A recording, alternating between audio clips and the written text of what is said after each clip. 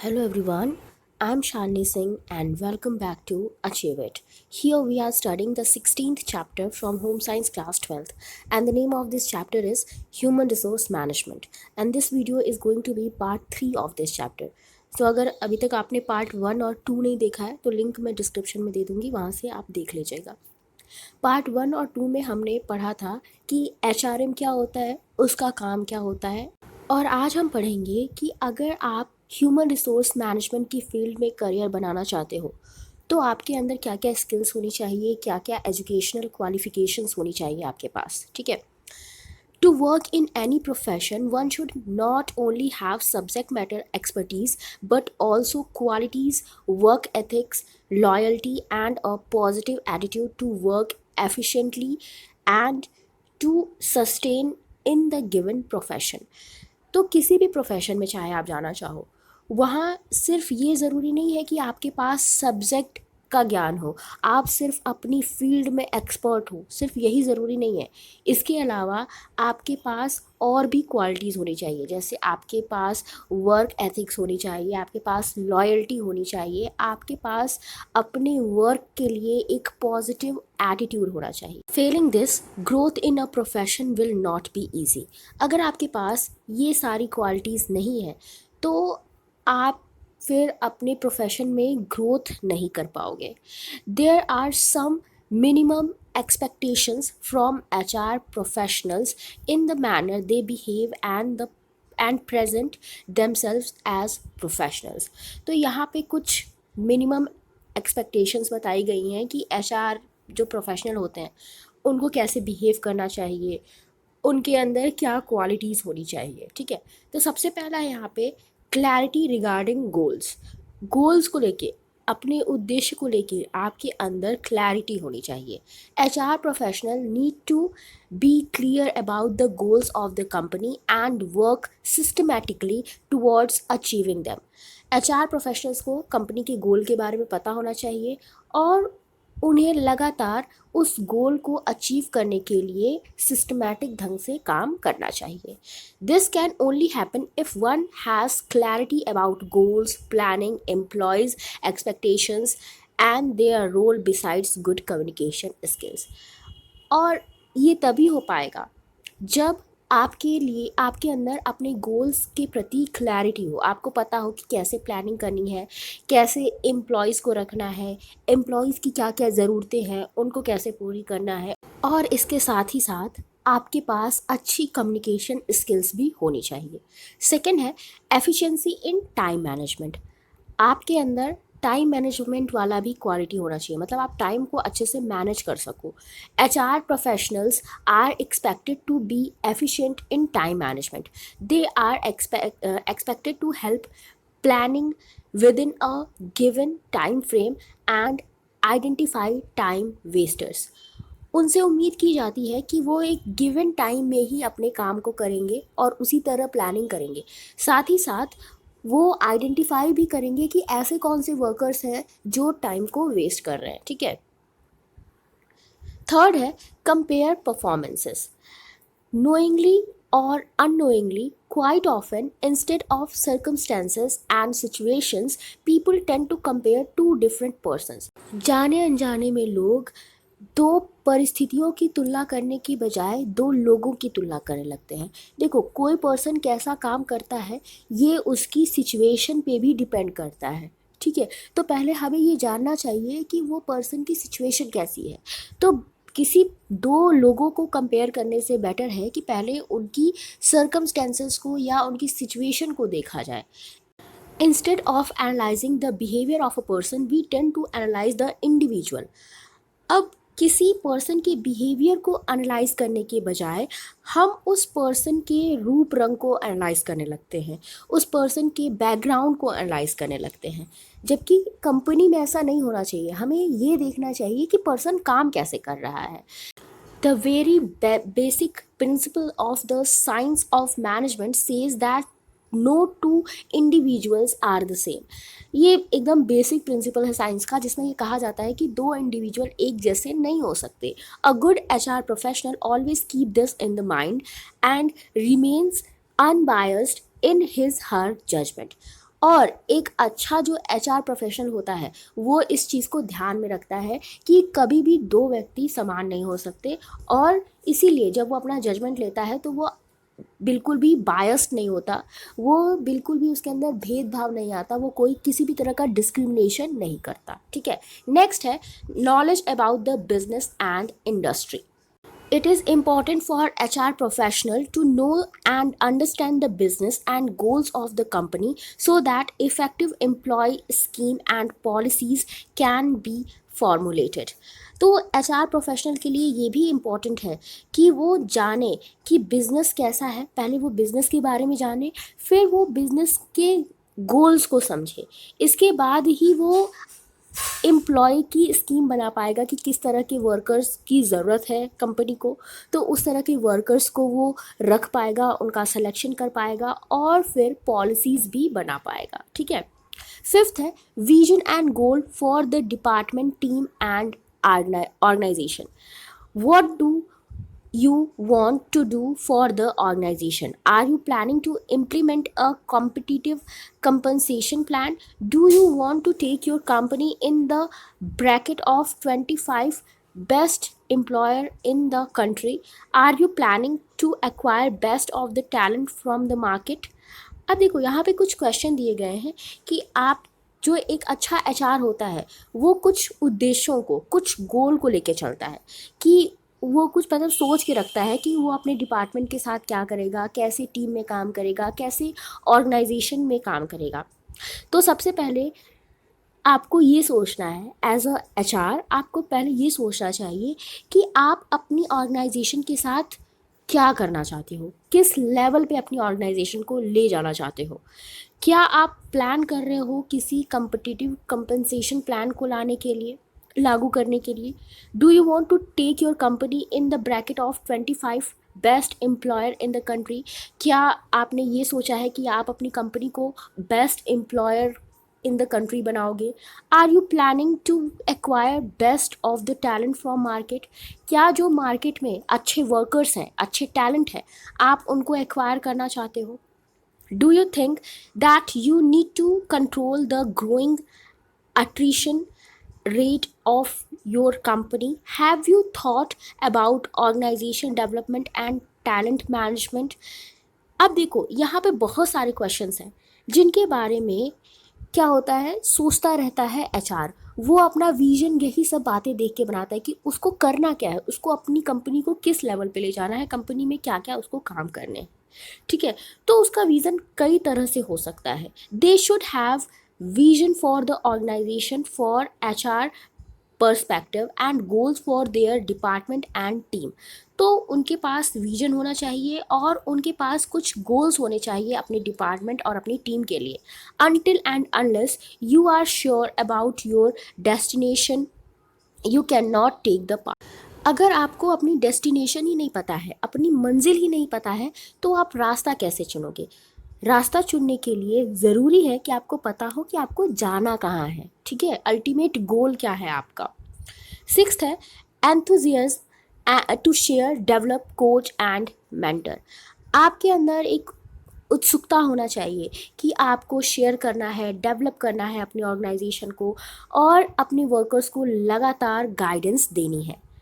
Knowledge is wealth, the more you distribute share the more you gain. कहा जाता है कि नॉलेज क्या होती है, एक ऐसी वेल्थ होती है कि जितना तुम डिस्ट्रीब्यूट करोगे, जितना तुम बांटोगे, उतना तुम गेन करोगे। HR professionals are privileged and in a very unique position where they can develop people. और एचआर प्रोफेशनल्स भी ऐसे ही होते हैं, वो इस पोजीशन पे होते हैं कि वो लोगों को, दूसरे लोगों को डेवलप कर सकते हैं, दूसरे लोगों को ज्ञान दे सकते हैं।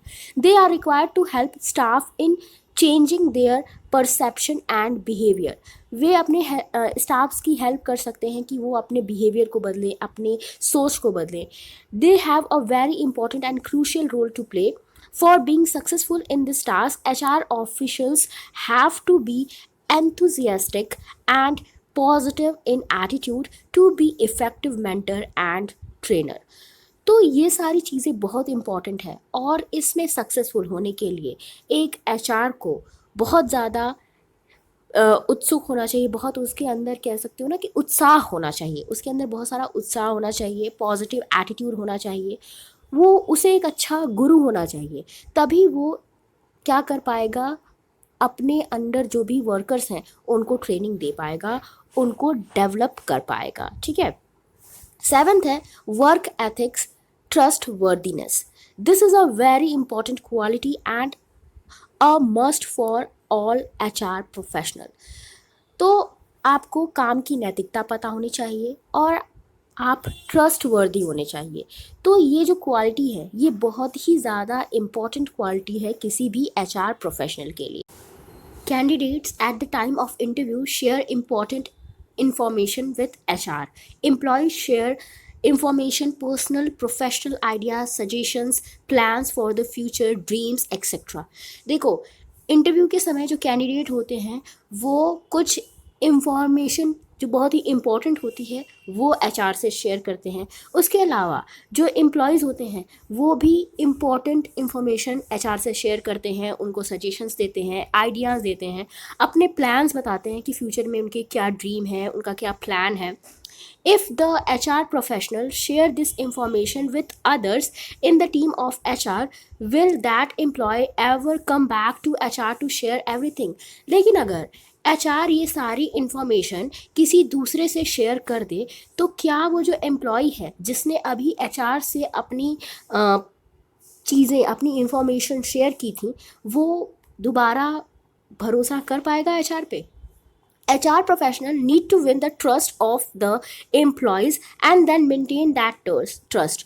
पहले HR professional को अपने एम्प्लॉयज़ का ट्रस्ट जीतना होता है और साथ ही साथ उस ट्रस्ट को मेंटेन भी करना होता है। This is very true for HR professionals who are working in employee relations. Relation of any kind is based on trust and honesty. और ये बातें उन HR प्रोफेशनल्स के लिए एकदम सही हैं जो एम्प्लॉय रिलेशंस में काम करते हैं, यानी कि वो एम्प्लॉयज़ का रिलेशन देखते हैं कि उनका दूसरे एम्प्लॉयज़ के साथ कैसा रिलेशन है, मैनेजमेंट के साथ उनका रिलेशन कैसा है। ठीक है। और किसी भी रिलेशन को अच्छे से चलाने के लिए ट्रस्ट और ऑनेस्टी बहुत ज़्यादा ज़रूरी है। जब एम्प्लॉय आपके ऊपर ट्रस्ट करेगा तभी तो वो आपसे अपनी इंफॉर्मेशन शेयर करेगा, आपसे अपने रिलेशंस के बारे में भी बात करेगा। ठीक है। आपको पता चलेगा कि उसके मन में क्या चल रहा है। People with good human resource management skills are highly in demand today, making courses in this field popular among learners. उन लोगों की डिमांड देखो बहुत ज़्यादा है जिनके पास ह्यूमन रिसोर्स मैनेजमेंट स्किल्स हैं और इसी वजह से इस फील्ड में बहुत सारे कोर्स उपलब्ध कराए जा रहे हैं जो लर्नर्स को ये स्किल्स प्रोवाइड कराएं। While recruiting the right kind of manpower is important for the successful running of a company, managing the existing human assets is also of great concern today, considering the high attrition rate and volatility of job market.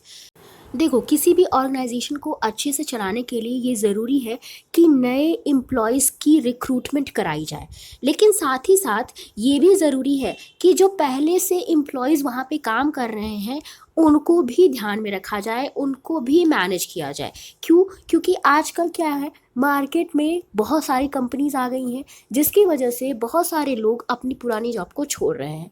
तो आप ये कभी नहीं चाहोगे, एक HR कभी नहीं चाहेगा कि उसके पुराने वर्कर्स जो कि उसके साथ काम कर रहे हैं, जिससे उनकी कंपनी को फ़ायदा हो रहा है, वो उनकी कंपनी को छोड़ के जाएँ। तो नए वर्कर्स को रखने के साथ साथ पुराने वर्कर्स को मैनेज करना भी बहुत ज़्यादा इम्पॉर्टेंट होता है।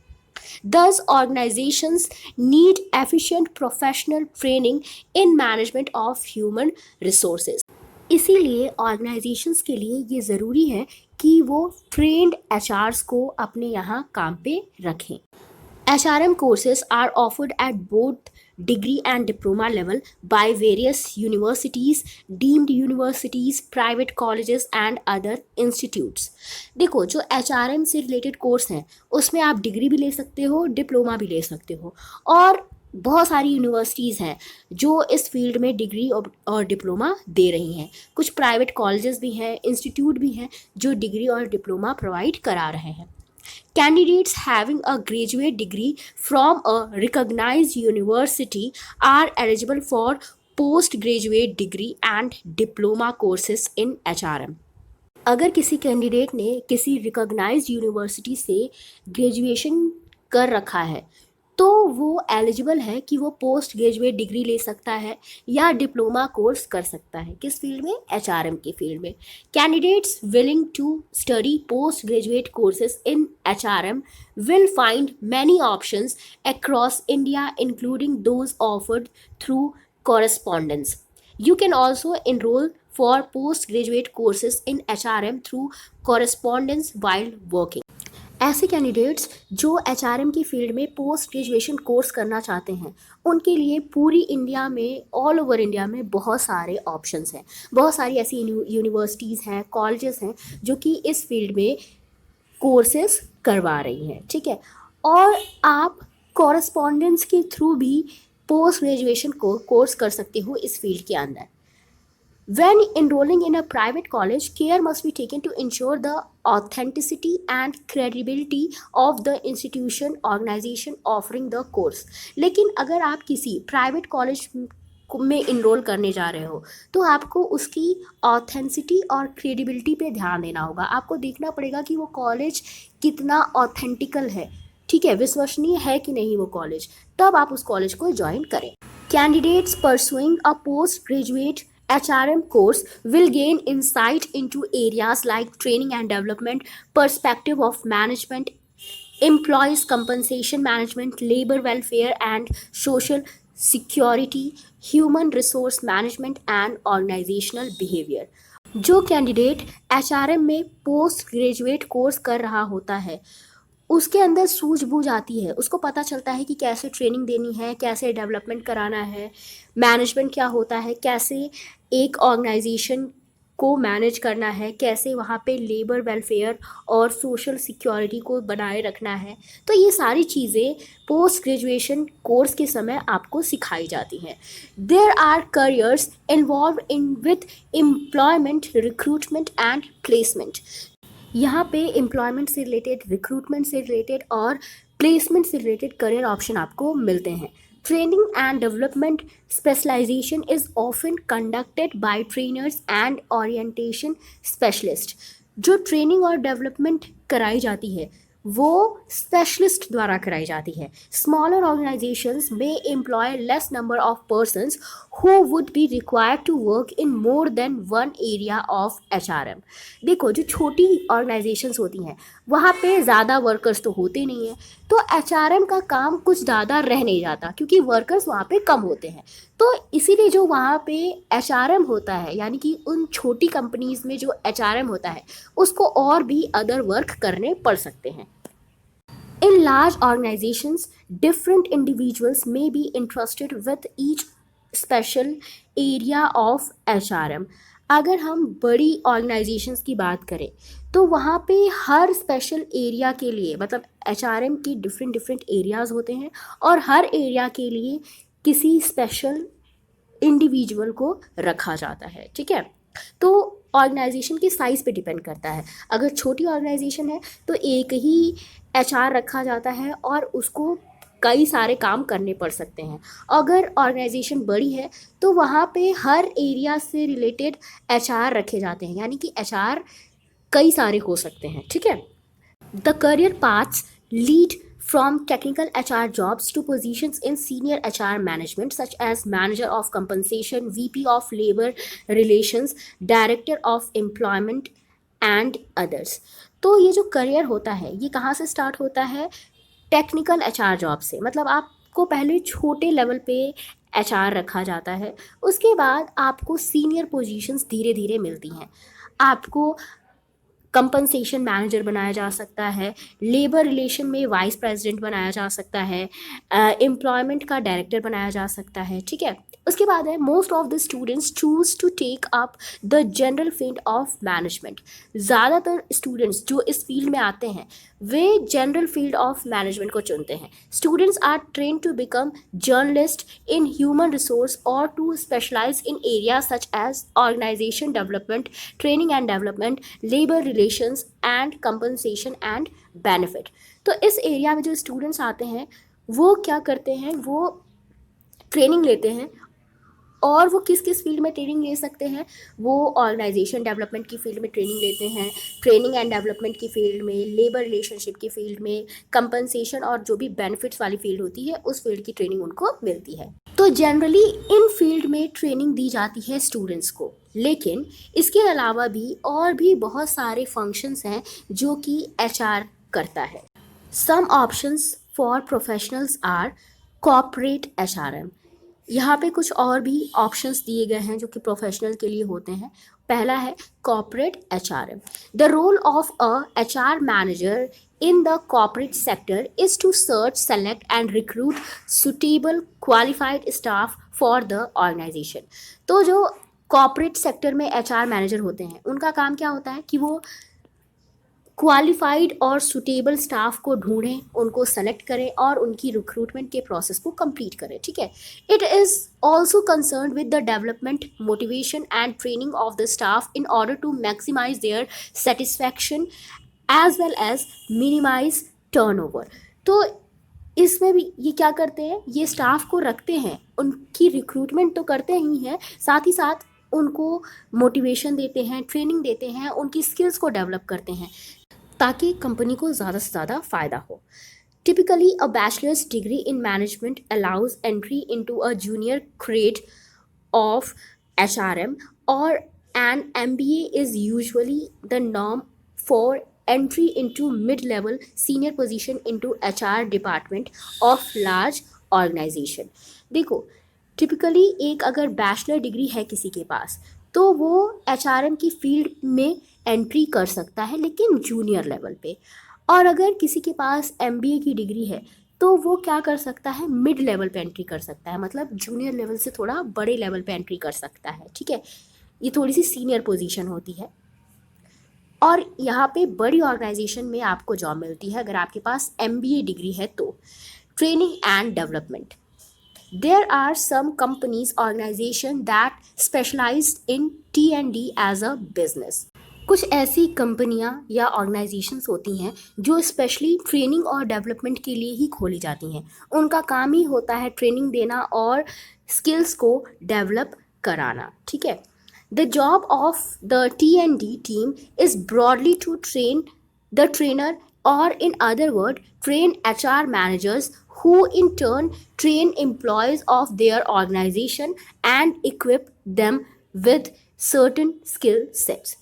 तो यहाँ पे ये जो कंपनीज होती हैं ये क्या करती हैं, HR को ट्रेनिंग देती हैं। ठीक है, लिखा है यहाँ पे ट्रेन द ट्रेनर, मतलब ट्रेनर यहाँ पे कौन है, HR है। HR को ट्रेनिंग दी जाती है ताकि फिर वो HR अपने एम्प्लॉयज़ को ट्रेनिंग दे पाए। ठीक है, they often hold workshops on behavioral skills। यहाँ पे अक्सर वर्कशॉप कराई जाती हैं जहाँ पे उनकी बिहेवियरल स्किल्स को डेवलप किया जाता है। इसके बाद है recruitment consulting. You can be hired by reputed placement consultancies और recruitment agencies if you have this qualification. अगर आपके पास क्वालिफिकेशन है तो आप कई सारी प्लेसमेंट कंसल्टेंसीज द्वारा या रिक्रूटमेंट एजेंसीज द्वारा हायर किए जा सकते हो। Recruitment consulting is actually a very lucrative and fruitful field. ये जो रिक्रूटमेंट कंसल्टिंग होती है ये बहुत ही आकर्षित करने वाली फील्ड होती है, मतलब कैंडिडेट्स इस फील्ड में जाना चाहते हैं और ये बहुत ज़्यादा फ्रूटफुल फील्ड होती है, मतलब यहाँ पे फ़ायदे बहुत ज़्यादा होते हैं। There are several recruitment consulting firms in India. India में बहुत सारी रिक्रूटमेंट कंसल्टिंग फर्म्स हैं।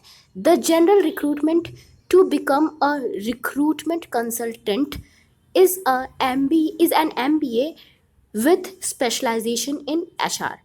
तो अगर आपको रिक्रूटमेंट कंसल्टेंट बनना है तो आपके पास क्या क्वालिफिकेशन होनी चाहिए? आपके पास MBA डिग्री होनी चाहिए, साथ ही साथ आपके पास स्पेशलाइजेशन भी होनी चाहिए HR की, ठीक है।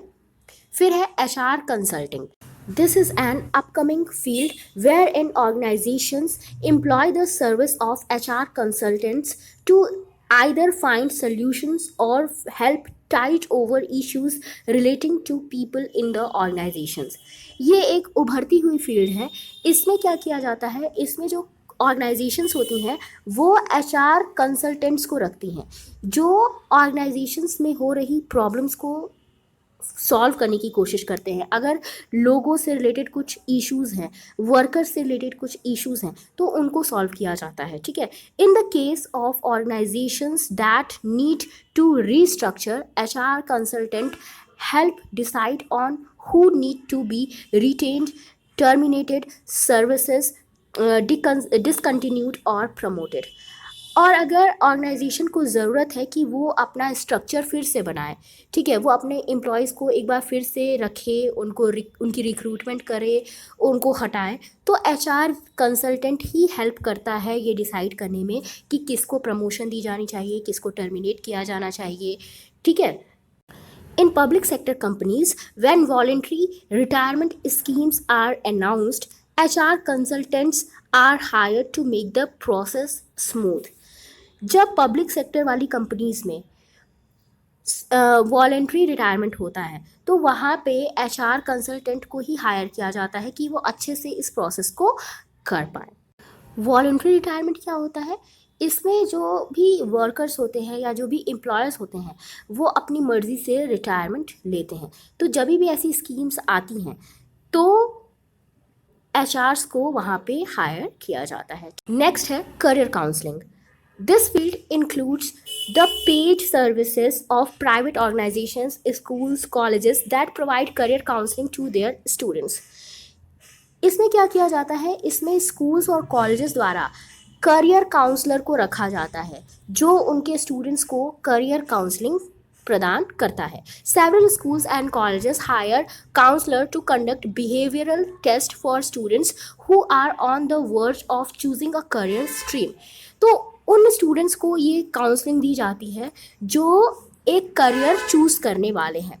दे conduct behavioural test which help student ascertain their skill set and the field that would be ideal for them to join. यहाँ पे एक बिहेवियरल टेस्ट कराया जाता है जिसमें क्या होता है, जो स्टूडेंट्स होते हैं वो अपनी स्किल्स को देखते हैं, अपनी स्किल्स को जज करते हैं और फिर उनको समझ में आता है कि किस फील्ड में उनको जाना चाहिए, कौन सी फील्ड उनके लिए सुटेबल होगी, ठीक है। लास्ट है academic institutions. If a person is interested in academics and is keen to teach HR, then a postgraduate degree with a specialization in HR, T&D or organizational behavior is the best option. अगर कोई person academic में interested है या वो HR को पढ़ाना चाहता है, मतलब जो भी HR प्रोफेशनल्स हैं उनको पढ़ाना चाहता है, तो उसके लिए उसके पास पोस्ट ग्रेजुएशन डिग्री होनी चाहिए। किस फील्ड में? HR की फील्ड में या ट्रेनिंग एंड डेवलपमेंट की फील्ड में या ऑर्गेनाइजेशन बिहेवियर की फील्ड में। This followed by doctorate in the same field would make you eligible to teach HR और OB एट एनी इंस्टीट्यूशन। अगर पोस्ट ग्रेजुएट डिग्री के साथ साथ आप इसी फील्ड में डॉक्टरेट हो जाते हो तो आप एलिजिबल हो कि आप HR को पढ़ा पाओ और OB को पढ़ा पाओ। HR मतलब ह्यूमन रिसोर्स, OB मतलब ऑर्गेनाइजेशनल बिहेवियर, ठीक है। अभी जो करियर ऑप्शन हमने ऊपर देखे वही यहाँ पे दिए गए हैं। HR manager, professionals specialised in training and development, recruitment consultants, HR consultants, career counsellor, teaching, research, तो इन सारी फील्ड में आप जा सकते हो। तो इसी के साथ हमारा ये चैप्टर कंप्लीट होता है। आई होप आपको चैप्टर अच्छे से समझ में आया होगा।